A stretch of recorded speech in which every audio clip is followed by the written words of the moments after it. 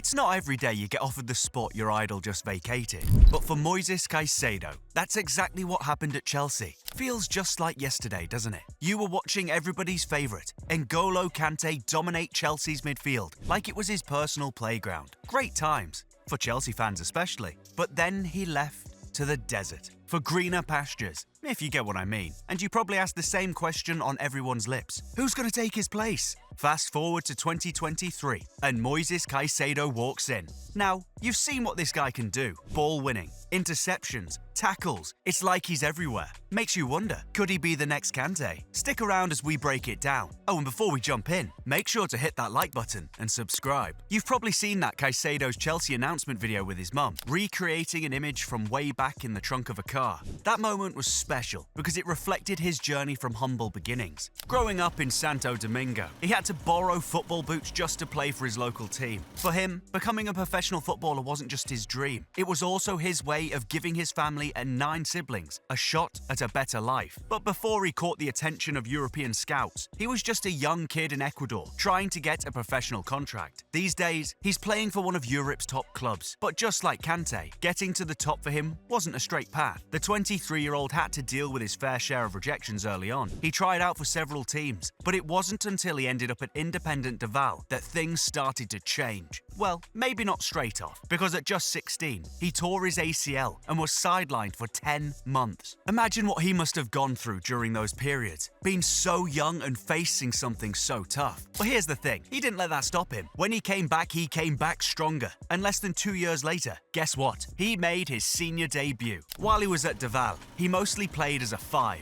which is the South American parlance for a defensive midfielder, but he also filled in at centre-back when needed. It was a matter of time before he got pushed further up the field, because another midfielder was in great form. So he ended up being a box-to-box midfielder, and that's when things started clicking. His performances in that role turned heads, especially after he scored in a 5-0 thrashing of Flamengo in the Copa Libertadores. It was a cracking goal. He stepped over a pass from a teammate to fool a bunch of defenders. Then he got set up perfectly with another pass and coolly placed it past the goalkeeper. That moment definitely put him on the map. After 3 solid seasons there, he was on everyone's radar. Big clubs like Man United, Newcastle, West Ham, Everton, AC Milan, and even RB Leipzig were all linked to him. But as you very well know now, Brighton swooped him and snapped him up for just £4.5 million.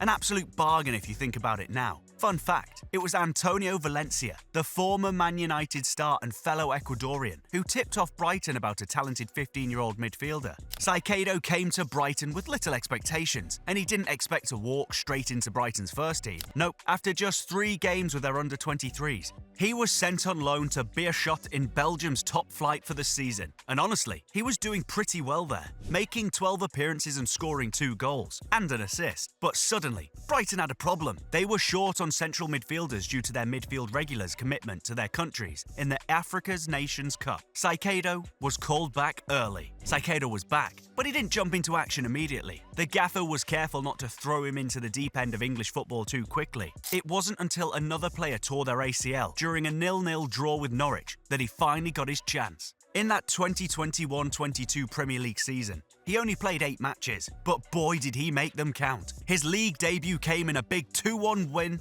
away at Arsenal, where he played a key role in setting up Enoch's decisive goal. Partnering in a 3-man midfield, he was already showing glimpses of his potential. He didn't stop there. During a run where Brighton bagged 5 wins, 2 draws and just 1 loss, he showed that maybe he really was ready after all. One of his standout moments was smashing in a low shot from 20 yards to score his first Premier League goal in a 4-0 demolition of his boyhood club, Man United, at the Amex. That strike not only showed his class, but also made him the 100th player to net their first Premier League goal against United. That impressive streak of performances helped Brighton achieve their second best ever league finish. What we didn't know was that it was just the beginning for him. A warm-up for the blockbuster 22-23 season that followed. A season that turned him into one of the league's most wanted midfielders. The guys at Brighton saw the vision, and by then, he felt confident enough to cash in on Caicedo's midfield partner, Bissouma, shipping him off to Spurs. Before we dive into his standout second season, quick question, have you subscribed yet? Go on, hit that button. Done? Great. Let's keep it rolling. Graham Potter.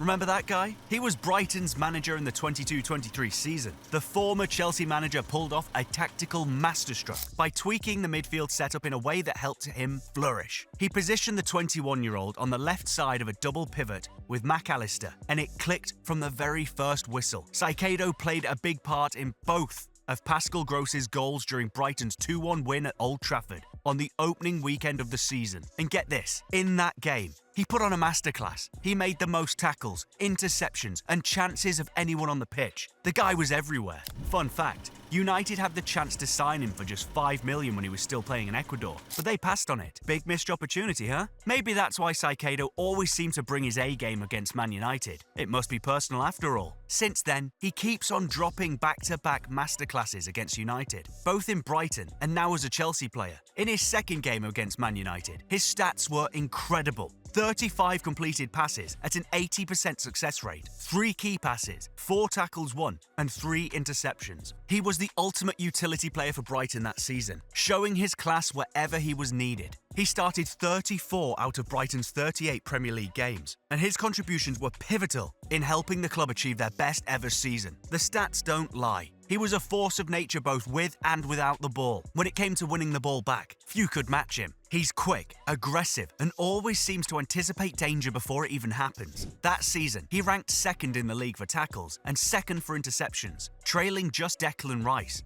To top it off, only Rice and Rodri managed to win possession more times in the middle third of the pitch. Caicedo's off-the-ball brilliance wasn't just about breaking up play. It was the foundation of Brighton's high-intensity style. His ability to win the ball quickly after turnovers didn't just protect the backline, it also allowed Brighton to dominate games by regaining control and launching attacks immediately. At Brighton's end-of-season awards, he cleaned up, winning both Player of the Season and Players' Player of the Season. Safe to say, his performances weren't just catching the eyes of his teammates, he was lighting up social media too. One fan tweeted, "To be honest, if the club got Caicedo, I can't imagine us losing a game with the first team and everyone available. Just the sheer quality alone, before you input the tactical platforming and fine-tuning." Another user confidently predicted, "Moisés Caicedo may well be Brighton's next big cash cow. So good, so composed, and such a coveted profile." And they weren't wrong. Fast forward to August 12, 2023, and the prophecy was fulfilled. Chelsea swooped in with a record-breaking £115 million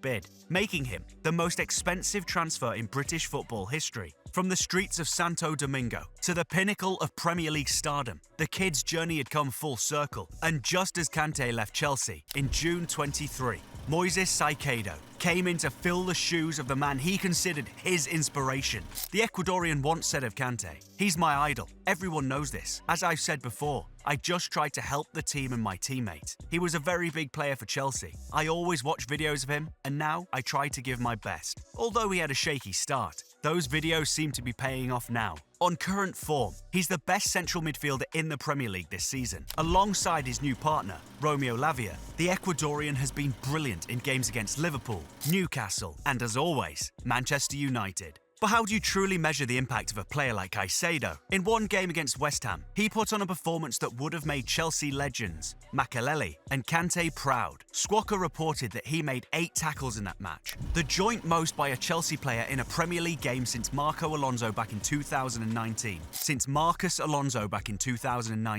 And if that wasn't enough, his display against Newcastle was nothing short of elite. With 48 combined tackles and interceptions, he set the highest mark in the Premier League this season. His per 90 average of 5.4 tackles and interceptions is also the best by any Chelsea player in a single season since, get this, Kante's exceptional 2020-21 campaign. For plenty of Chelsea supporters, his performances these days feel downright Kante-esque. During and after games, social media is flooded with comparisons between the two midfield maestros. One fan tweeted, "Oh, is giving me Kante vibes today. Dude is so underrated." Another drew parallels with not one, but 2 Chelsea legends, saying, "Moisés Caicedo today was like Makelele and Kante Pro Max." And then there's this gem. Caicedo could intercept a nuclear missile. He reads so many situations before they occur. Kante-esque. French legend Frank Leboeuf is also on the Kante thing, telling whoever cares, "Now we have Caicedo. That's Caicedo Kante for me." So, Has he slowly replaced Kante at Chelsea? Let us know what you think in the comments section. But let's be real, regardless of the debate, he's a lock for the team of the season. Sure, players like Cole Palmer and Nicholas Jackson have been brilliant, but his combative qualities on the right side of central midfield have been vital in Chelsea's climb into the top 4. He's the Premier League's top-ranked midfielder for both making and winning tackles, while also excelling in duels, ball recoveries in the middle third, and interceptions. His awareness is outstanding, especially when shifting to the right flank to assist Chelsea's fullbacks and forwards. Whether it's breaking up play near the touchline or spotting danger early, he is always one step ahead. And you know what makes him truly special? He's not just a midfield destroyer, but also a playmaker. The Ecuadorian is constantly on the front foot, winning the ball back high up the pitch and sparking Chelsea's attacks. His progressive forward passes have been key, and he's developed a great understanding with Nicholas Jackson. Twice this season, he's slid perfect through balls behind West Ham and Liverpool's defences to set up goals for Jackson.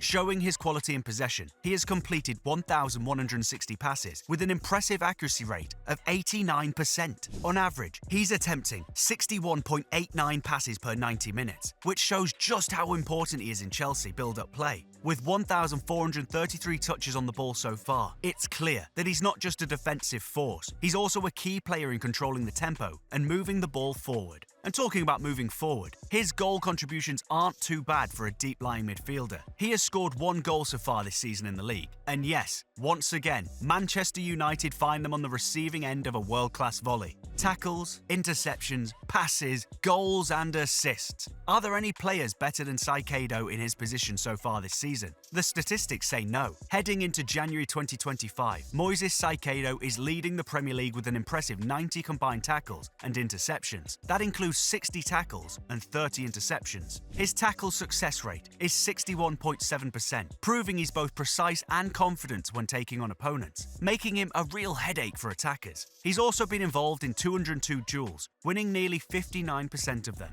And don't forget about his aerial game. He has a solid 69.7% success rate in aerial duels. And on top of that, he's made 24 clearances and blocked 5 shots, playing a key role in keeping Chelsea's defence solid and stopping opposition attacks. With Rodri out the picture this season and Rice having mixed fortunes with Arsenal this season, Chelsea's rising star, Moisés Caicedo, is no doubt having his time under the spotlight. And still only 23, it's only a matter of time before he gets crowned the undisputed best player in his position. So, there you have it. Moisés Caicedo has truly come a long way, from the streets of Santo Domingo to now dominating Chelsea's midfield. But what do you think? Is he truly the perfect Kante replacement? And how far can he go this season? Will he be the key to Chelsea's success? Drop your thoughts in the comments below. And hey, don't forget to hit that like button and subscribe if you haven't already. You don't want to miss what's coming next. But don't go just yet. Click on the next video for even more exciting content that we've got lined up for you.